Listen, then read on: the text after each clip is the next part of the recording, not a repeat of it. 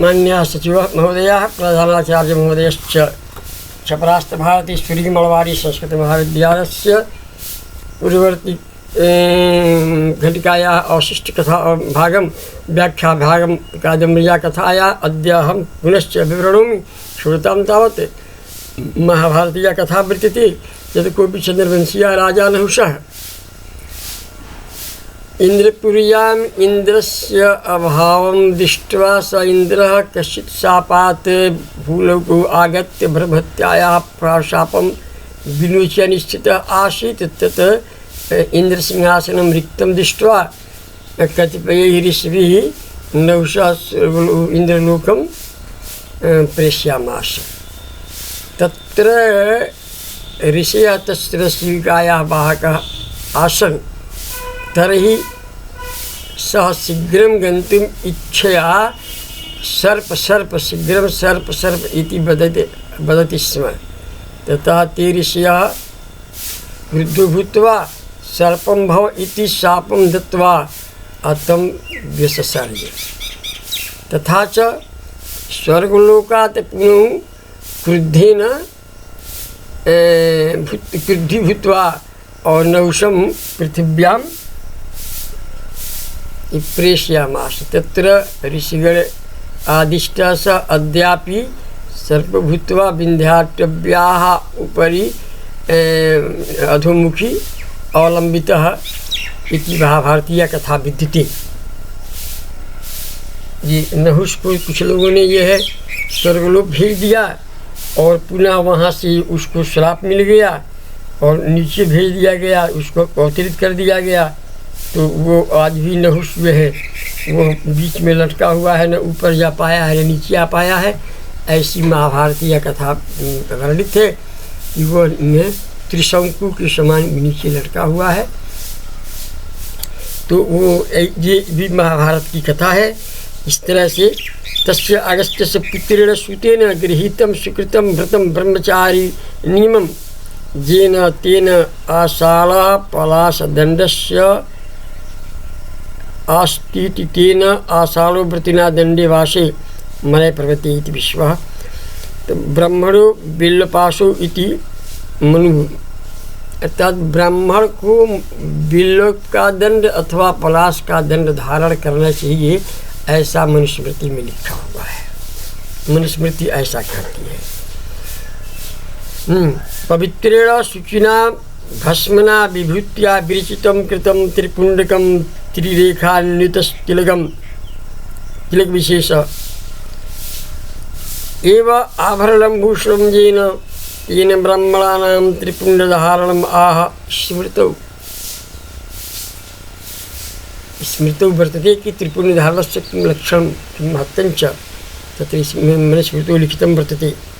ब्राह्मणानां त्रिपुण्डिकम् इति कुशानां दर्भाणां चीवरं कुशा निर्मितं चीरं वस्त्रं यस्य तेन मौञ्ज्या निर्मितया मेखलया कलितुबद्ध मध्य कटिप्रदेशः यस्य तेन मौञ्जी त्रिवृत्तसमालक्षणा कार्या विप्रस्य मेखला इति मनु कथयति। गृहीतं भिक्षान्नरक्षणार्थं मातं हरितं श्यामं पलकपुटं पत्रघटितपुटकं येन उटिये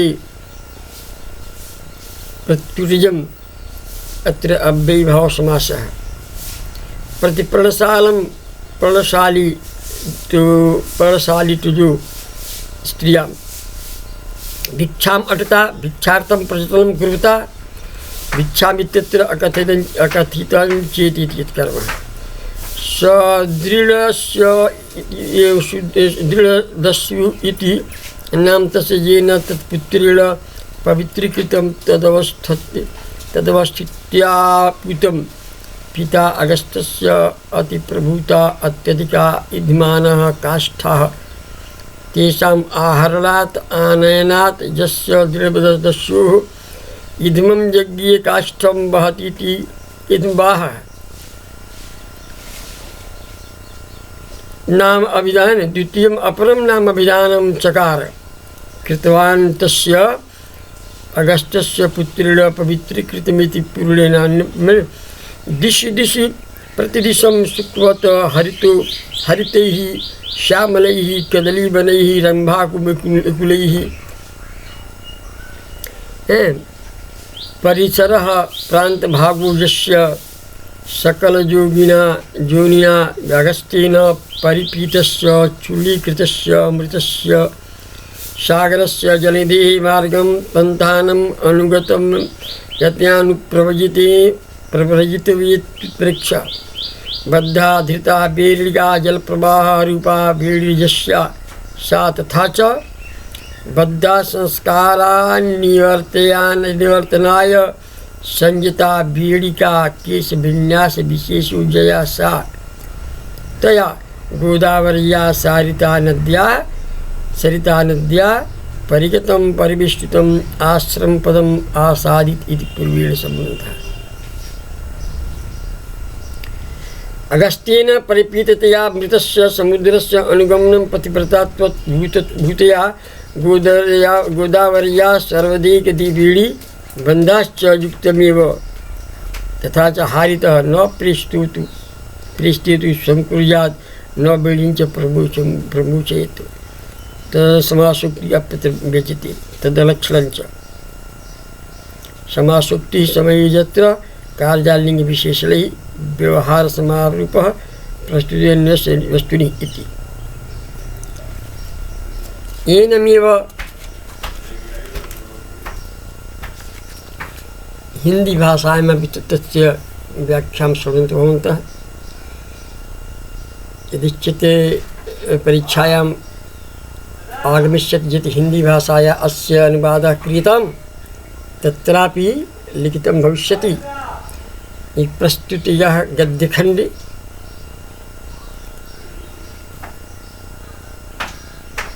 समास बहुला पदावली के समर्थक वृथोज्जित गद्यबंध के समर्थक गद्यम कवीनां निक्षम्बनन्ति इति सूक्ति के सार्थकयिता बालोच्छिष्टं जगत्सर्वम् इति सूक्ति के समर्थक महाकवि बाल भट्ट विरचित कादम्बरी महाकाव्य से कथामुख खंड भाग से संग्रहित है, लिया गया है। प्रस्तुत गद्य खंड में विंध्याटवी पर्वत में विद्यमान अगस्त्य ऋषि के आश्रम का वर्णन कवि ने सांगोपांग रूप से किया है। व्याख्या यथा उस विंध्याटवी में दंडकारण्य के अंतर्गत दंडकारण्य है। दंडकारण्य के विषय में भी कथा बताया है। महाभारतीय कथा है कि कोई चंद्रवंशी राजा दंडक नाम का था जो शुक्राचार्य की पुत्री का अपहरण कर लिया। शुक्राचार्य ने उसे श्राप दे दिया कि तुम्हारी समस्त राजधानी तुम मृत्यु को प्राप्त हो जाओ और तुम्हारी पूरी राजधानी अरण्य रूप में परिणित हो जाए। तो वही जो है दंडक के नाम से दंडकारण्य बन गया। तो उस विंध्याटवी में दंडकारण्य के अंतर्गत समस्त संसार में प्रसिद्ध भगवान धर्म के उत्पत्ति स्थान प्रतीत होने वाले इंद्र की प्रार्थना पर समुद्र के समस्त जल का पान कर डालने वाले, यहाँ भी एक पौराणिक की कथा है। यहाँ भी एक महाभारतीय कथा है कि कोई दस्यु था राक्षस जो दिन भर समुद्र में छिप जाता था, रात्रि में निकलकर देवताओं को, असुरों को, मानवों को पीड़ित किया करता था। तो इंद्र ने आकर अगस्त्य ऋषि से प्रार्थना की, यह राक्षस बड़ी कष्ट करता है, दिन में समुद्र में छिप जाता है, समुद्र के जल आता है और रात्रि में पूरे तीनों लोगों को प्रताड़ित करता है।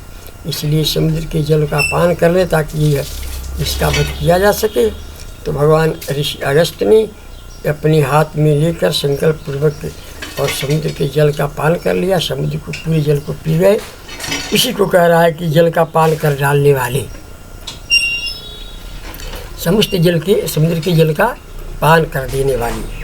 सुमेर पर्वत की स्पर्धा से आकाश मंडप पर सहस्त्रों विशाल शिखरों को फैलाने वाले सूर्य के रथ के गमन मार्ग को निरुद्ध करने के लिए उद्यत तथा समस्त देवों के वचनों की उपेक्षा करने वाले विंध्याचल द्वारा विस्मादृत आशा आज्ञा वाले। एक और यहाँ पुराण की कथा है कि सूर्य के गमन मार्ग को विंध्याचल उठ करके और रोक दिया करते थे। आप जानते हैं कि समुद्र का सूर्य का गमन जो मार्ग है वो विश्वत रेखा है, और विश्वत रेखा का मार्ग जो वही विंध्याचल पर्वत की से होकर गुजरता है। तो पौराण की कथा है कि जब भगवान सूर्य को गमन करना होता था तो ऊपर उठ करके और ये विंध्याचल पर्वत अपने ऊंचे ऊंचे शिखरों से भगवान सूर्य के पथ को अवरोधित कर देते थे। तो लोगों ने प्रार्थना किया अगस्त ऋषि से, हे भगवान आप यह कोई ऐसा उपाय करें जिससे कि सूर्य का रथ अवरुद्ध न हो।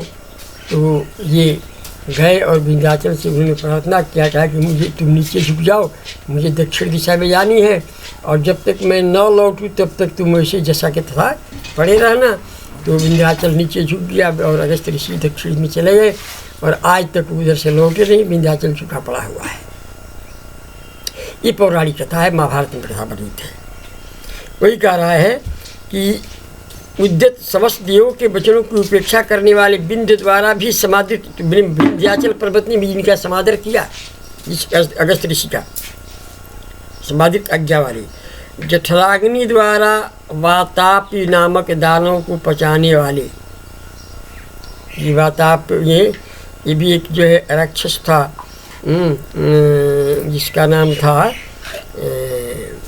वातापी। ये एक बार ब्राह्मणों को भोजन के लिए निमंत्रण दिया और गो हत्या करके और गाय के मांस खिला दिया, और या किसी का मांस मार के खिला दिया, और जब ब्राह्मण खा लिए तो वो अपना आवाहन करके पूरा जिंदा करके ब्राह्मणों का बुला लिया, ब्राह्मणों का पेट फाड़ करके वह बाहर निकल गया। इस पर भगवान बड़ा क्रुद्ध हुए, उन्होंने उसका वध कर दिया।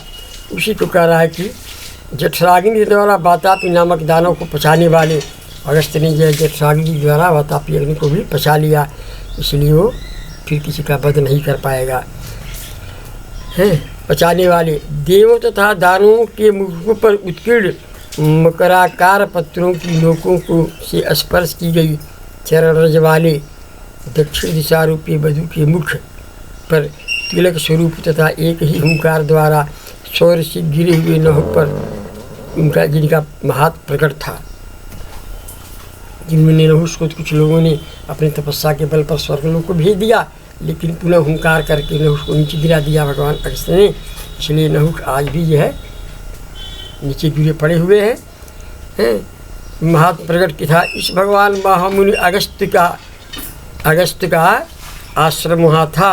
उनकी धर्मपत्नी लोपादुमा द्वारा स्वयं जिनके थावले बता दिए गए थे, है ना, और जिन्हें उन्होंने अपने हाथों से सींचकर बड़ा किया था, ऐसे पुत्र तुल्य वृक्षों से सुशोभित और ब्रह्मचर्य ब्रह्मधारी दंड धारण करने वाले पवित्र भस्म द्वारा रचित त्रिपुंड रूपी आभूषण से युक्त उसका बना चीवर वस्त्र पहनने वाले, है ना, कटिन में मुंज की मेखला बांधे हरा दोना लेकर भिक्षा के लिए कुटी कुटी घूमने भ्रमणशील और अत्यधिक विद्यमान संविधाएँ लाने के कारण पिता ने जिनका दूसरा नाम यज्ञबाह रख दिया था, ऐसे दृढ़दस्यु नामक पुत्र द्वारा पवित्र किया। प्रत्येक दिशा में तूतों के समान हरे किलों के वनों में से जिसकी प्रांत भूमि शामिल हो गई रही थी, और जो कुंभ योनि अगस्त द्वारा पी लिए गए समुद्र के मार्ग का अनुगमन करने वाली अतएव मृतपति का मार्गानुगमन करती एक बीड़ी पत्नी के समान रुके जल प्रवाह वाली गोदावरी से परिवेष्टित ऐसा अगस्त मुनि का आश्रम था। इसमें 2-3-4 चीज़ें बताया है कि अगस्त मुनि का आश्रम था, और वो अगस्त मुनि का कहाँ था, तो विंध्याचल में था, विंध्याचल पर्वत। उनकी एक पत्नी थी जो आल बाल पर पूरित करने में अगस्त ऋषि ने उनको नियुक्त कर दिया था। छोटे छोटे पौधों को लगाकर और उनको यह सेवा करने का मौका दे दिया गया था कि वो जल से वे छोटे बच्चे पौधों का सिंचन किया करेंगे। ऋषियों को वनस्पति से इतना स्नेह था, आप जानते हैं। आज जो नारा दिया जाता है कि एक पुत्र एक वृक्ष 10 पुत्र समान, आज ये नया नारा आज फूटा है। हमारे ऋषियों ने बहुत पहले ही इसको अपने जीवन का एक संदेश बना लिया था, एक अंग बना लिया था। वृक्षों को लगाना, वृक्षों का सिंचन करना, वृक्षों को परिवर्धित करना, वृक्षों में लगे हुए प्रथम मंजरियों के समय उत्सव मनाना और उनके फल आने पर विशेष रूप से जो है उन्हें जो है पुरस्कृत करना, उन्हें ये आल बालों को सींचना हमारे ऋषियों का एक जीवन का अंग था। अभिज्ञान शाकुंतलम नाटक से आप परिचित है। अभिज्ञान शाकुंतलम के विषय में आया है कि शकुंतला कैसी है। अधरः किशलय रागः किशलय कोमल बिटपालु कारलु बाहु कुसुम इमियोलोभनीयम यौवनम अंगेशनद्धम। फिर आया है कि अनाघ्रातम पुष्पम कुशलय मलूलम करुहि रणाभिध्यम रत्नम मधुमन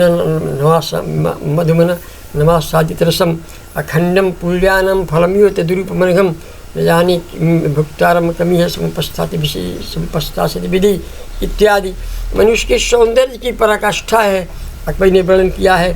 और जब जाता है दुष्यंत तो क्या दिखता है, वो राजकुमारी नहीं है, जंगल में बड़ी बड़ी एक स्वर्गलोक की अप्सरा की पुत्री है और जंगल में उसका पालन पोषण होता है। ऋषि कण्व ने उसको राजकुमारी बनाकर नहीं, आश्रम के वृक्षों को सेचन क्रिया में तल्लीन करके उनको आदिष्ट करके रखा है।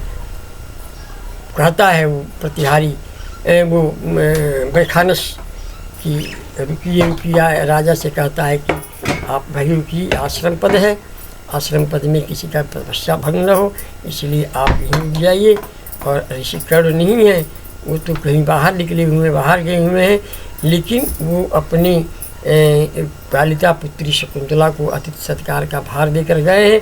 जब राजा कुछ और आश्रम में जाता है तो देखता है कि वह शकुंतला स्वप्रमाणानुरूपै घटैः बालप्रादिपिभ्य जलुम दातुम इतिमे अभिवर्तन्ते। ये कवि की लेखनी है। स्वप्रमाणानुरूपै घटैः, अपने प्रमाण के अनुरूप घड़ों को लेकर के और उनसे आल बाल परिपूर्ण छोटे छोटे पौधों को, वृक्षों के छोटे छोटे नवजात पौधों को जल देती हुई, सींचती हुई अपने सखियों के साथ उधर ही चली आ रही है। अर्थात ऋषि कन्याओं को भी उन वृक्षों से इतना स्नेह था।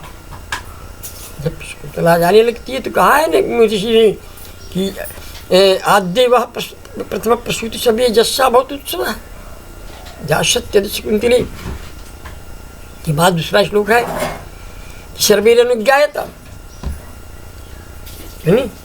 नादत्ते प्रियवंदना पिभवता स्नेही न जापन।